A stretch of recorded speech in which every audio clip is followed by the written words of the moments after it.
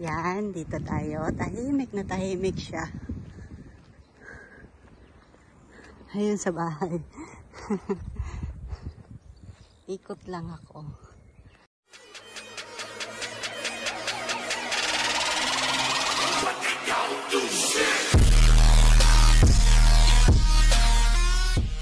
Good morning, everybody! Nag-walking tayo para mabawasan ang mga kaba-kaba ng tiguang. Parang mahahagip na ako ng sasakyan, no? Kaya ayoko maglakad dito sa tabing kalsada. Kasi nakakatakot yung mga sasakyan. Pwede naman akong maglakad doon. Pero dito na naman tayo. Pakita ko sa inyo yung probinsya ng Japan. Sabihin ng mga dumadaan sa sakyan. Ano kaya yung naglalakad na nagbibideo pa sa sarili? Pakita ko sa inyo, no? Andun yung bahay, di ba? Oh. Yan na yung nalakad ko sa kalsada. Yun yung bahay. Dito tayo. Sa Palayan. Palayan. At may papakita ako sa inyong lubluban ng kalabaw. Di ba na? Yan, dito tayo. Tahimik na tahimik siya. Ayun sa bahay. Ikot lang ako. Andun si Hachiya, yung naka-brown. Nag-aani ng kanyang gulay. O, diba? Sabi kasi niya, mas safe daw dito maglakad kasi walang mga sasakyan. Sabi. At saka kung madapa man ako dito, walang mga makakakita. Kasi andyan lang, oh. Ayan na. May mga dumadaan dito mga sasakyan. Ilan-ilan lang sila yan. Yung mga nakatira lang dito sa bahay na to. Ayan, oh. Talong. Maraming talong. Grabe naman to. Daming talong. Hinahingal agad ako. Ang hirap maglakad ng nagbablog. Ito yung lubluban ng kalabaw. Ano kaya to? May isda, isda ba to? May isda. Alam nyo ba, dati daw pala, nung panahon daw pala, ito ay ilog. Ano yun? Isda yun na malaki, no? Dito daw lumalangoy sila Hachiya nung mga bata pa sila. Sabi niya. Tapos nagkaroon na lang ng mga bahay-bahay. Eto na, ganito na. Baka ano to, fertilizer to, no? Kasi, dumi pala. Ayan, no, kulay brown, nandito din. Tapos napunta na doon. Akala natin sa mga, hindi natin alam. Wala pa ako nakita ditong kalabaw. Ano lang, kabayo at saka baka, yun ang nakita ko. Doon sa sa Kumamoto. Doon ako nakakita nun, Kumamoto, ang lulusog ng mga kabayo at baka doon. Ayan siya, oh. Ang ganda ng view, diba? Oy, dito naliligo si Nathan. Huh? Yan, paborito niya yan. Lalo na pag sobrang init ng panahon, gustong gusto niya lumubog dyan. Eto, may mga siya, kalimutan ko, ano tawag sa prutas na to. Kain lang kasi ako ng kain. Pag binigay sa akin ni Hachiya yung prutas, kainin ko, ubusin ko talaga. Ay siya. Andun. Paano ba ito i-zoom in? Ayan. Yan, naka-brown. Nakapadyaba pa, hindi pa naliligo yan. Ako, ayokong gumawa ng hindi pa naliligo. Napasma ako sa ganyan, di ba? yung trabaho muna ng trabaho bago maligo. Ayun, nakita nyo? Ilan-ilan sasakyan lang yung dumadaan. Kung saan lang yung may bahay dito, yun lang yung mga pumapasok na sasakyan.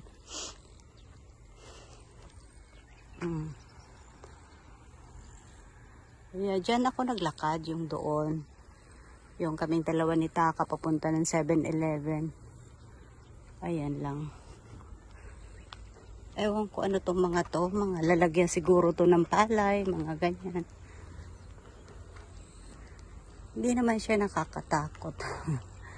Kasi doon, ayoko na doon maglakad. Naglakad ako doon nung nakaraan kasi nakabidyo ako ngayon. Baka makita ng may bahay na nakabidyo tayo. Sabihin, spy tayo, di ba? Yun o, yung taniman nyo ng gulay, yan. Tapos zoom in pa tayo. Baka tayo dito ay matigbak. Oh no! Tayo paulanan dito ng bala. Ayan. Halata na yung mga iba umalis na dito. Kasi may mga naiwan pa silang mga ebidensya na sila ay galing dito, nagtanim, ganyan. Kasi dito, kaya nga sila hiring ng mga Filipino, 'di ba? Mga Filipino dito na mga magsasaka, hiring sila kasi yung mga anak ng mga magsasaka ayaw na nilang magsaka. Tapos pag nagkaroon sila ng anak, 'di ba, isa lang. Ayaw na nila ng swerte na yung makadalawa silang anak. Kasi ayaw nilang gayahin yung buhay ng magulang nila. Kaya andun sila sa Tokyo, saan man sila.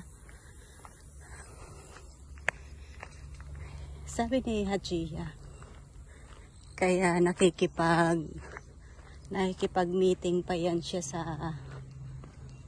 Japanese, Philippine Embassy daw. Kasi hinihingian siya ng tulong. Ayun o, alam ko yan, mataniman niya ng gulay. Gulay ang mga nakatanim dyan na parang bahay-bahay na yan. Para siguro iwas uod. Ito yung pinakita ko sa inyo. Ay, hindi ko pa pala na-upload. Yan yun. Kalsada yun. Ito yung pinakita ko sa inyo pala. Ay, nako.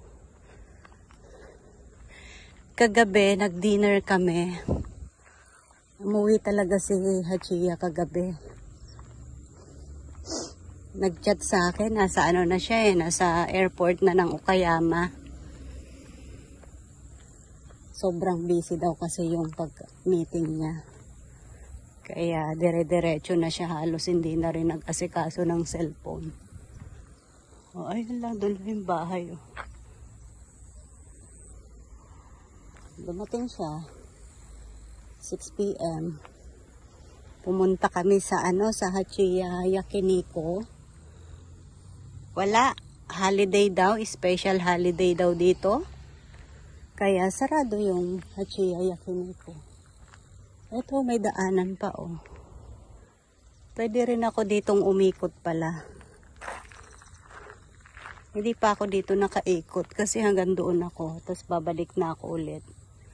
Tsaka doon sa tinuro ko kanina na may mga bahay. Ayoko mag-video kasi sabihin spy tayo, 'di ba? Buti lamang kung magaling tayo mag-Japanese. Pwede tayo makipag-usap na I'm a vlogger. I'm from Philippines. Kaso nga. Ganda ng bahay, oh. Ilan-ilan yung sasakyan. Kasi dito, yung iba kasi dito, apartment siya. Isang malaking ganyan na akala mo bahay yan. Pero ang kwarto niyan, 4 na apartment yan. Magaling nga dito. Ano kaya to? Ano kaya to? Hindi naman pala solar. Ay, may na pala dito. May mga sasakyan. Ay, may mga tao. Balik na lang tayo doon. Ano to? Ay! Grapes! Oh my God, baka sabihin mangungulim ba tayo ng grapes kaya nakabidyo pa tayo. Balik na lang tayo dun, guys. Nakakahiya. Kulay green yung grapes. Wow, bonggacious. Grapes pala yan, kaya pala ganyan. Oh, may mga makakapitan siya. Sus, Ginoo. Diyan kami nagpapagasolina. Ayan lang yung gasolinahan. Galing. Ayun yun o, yung Panasonic. Panasonic House. Astig ang mga kontraktor ng bahay dito. Pero yung bahay ni Hachia, kakaiba talaga siya. Iba yung design niya. Sobrang millennial. Itong mga bahay na ito parang pare-pareho lang. May second floor, tapos pare-pareho lang yung gawa sa kanila. Marites na marites, umagang-umaga, no? Hinihingal na yan. Nagmamarites pa rin. Oh, may ganito siya. Ano kaya to? Ang ano? Pambomba sa tubig, ganon. Si Lovely Q21 to, ano siya, galing. Magaling yun mag-farming si Lovely Q21 to. Magaling din magluto. Bicolana yun.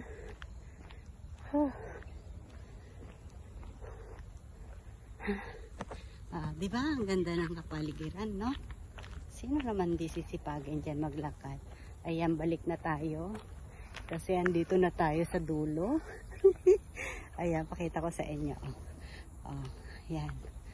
Diba? Yun, may ginagawa Panasonic, oh. Kasi nakakahiya, makikita nila tayo nagbibideo. Yung mga iba, kering-keri lang, kahit ano. Ayoko kasi nung na ano tayo, ayoko nung nasisita tayo. Mahirap naman, nakakahiya ba? Lalo dayo ka, edi siyempre mag-behave ka. Para ano't ano man ang mangyari, lagi kang nasa tama.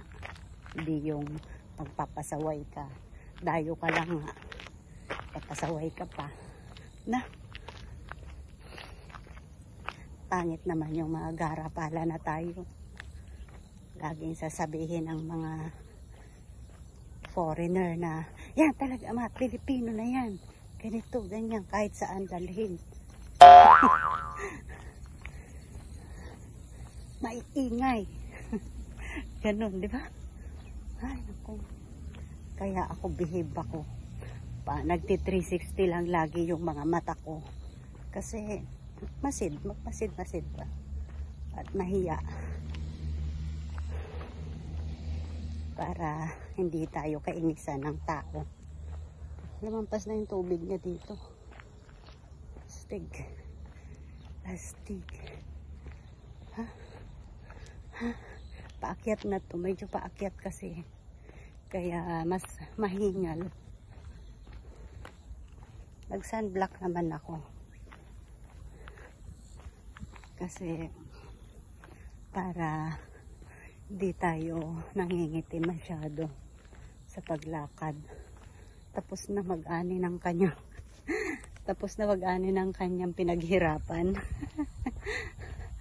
Kinain ko yung kamatis. Inubos ko yung kamatis, tinanggal ko lang yung buto. Kainin ko lang. Sayang kasi masisira lang.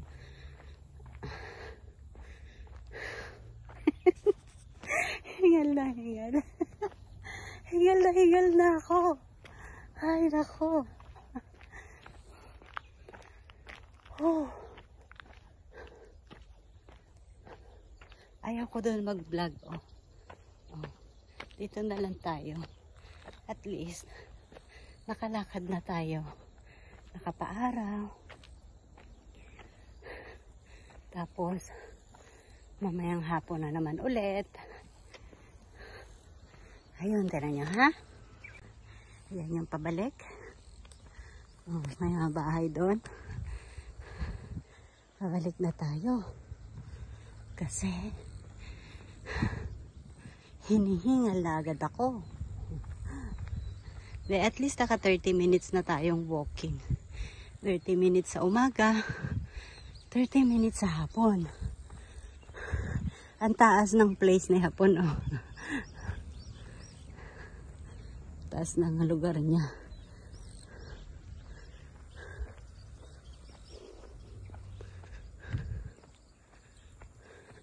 Doon, dami din doon tanim, oh, mga gulay.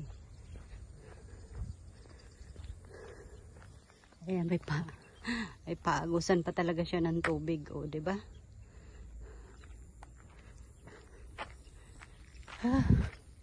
Dapat siguro mamingwit ako dito, oh. Taas. Talagang nagpa-dumping pa talaga. O ganyan na talaga sadya yan, no? Kasi ginawang kalsada dito. Kaya dyan itinapon sa tabi yung mga lupa.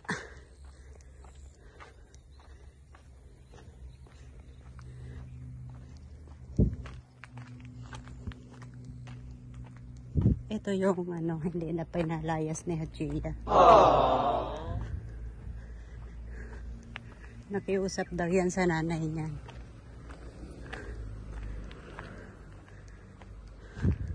Kiusap sa nanay ni Hachia na dyan ay makitira, makitanim. Nagsagutan yan sila dati ni Hachia.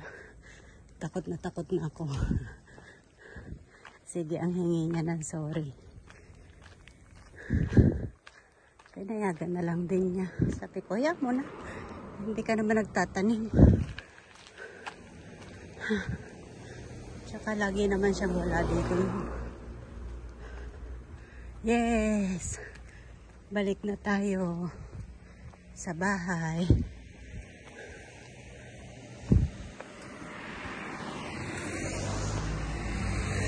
Yun.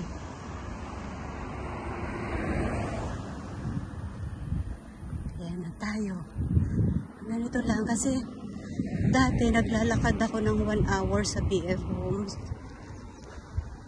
1 hour ako ng 1 hour. Namayat na ako. 1 hour lakad sa umaga, 1 hour lakad sa hapon. Umayat ako ng husto. Kaya ang ginagawa ko, 30 minutes na lang. Ayan yung kapitbahay, oh. Dito, dami rin bahay dito, oh.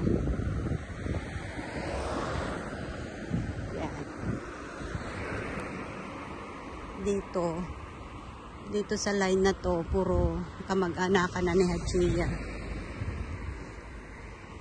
Dito sila nakikiparking.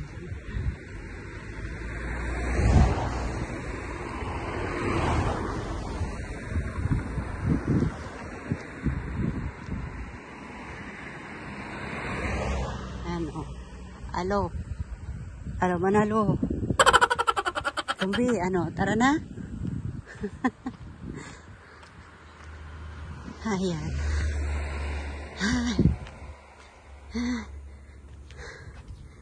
Ito na tayo. Grabe, mainit na agad. Sobrang init agad ng bahay. Tao po, mamamas ko po. Mamas ko po, Mr. Hachia. Kasabihan na naman tayo. Pangit. Asar-asarin na naman ako. Kagabi nagdilig siya dito. Kasi sabi ko na nanakit na yung likod ko. Papagod ako dyan sa halaman mo. Ayan siya. Ang gaganda na. Nakakatuwa talaga siyang pagmasdan. Maganda. Oh, tagaktak yung pawis ko. Konti na lang yung ano, oh, tinanggal na ni Lola kahapon yung mga sunflower. Wala na. As in talagang, ay, nagwa-washing pala ako. Nakalimutan ko, nilayasan ko yung aking winawashing. Sa bagay, andyan lang naman yan. O sige na guys, tayo'y magsampay na pala. Salamat, nakapagpawis na rin. Hi, bye-bye!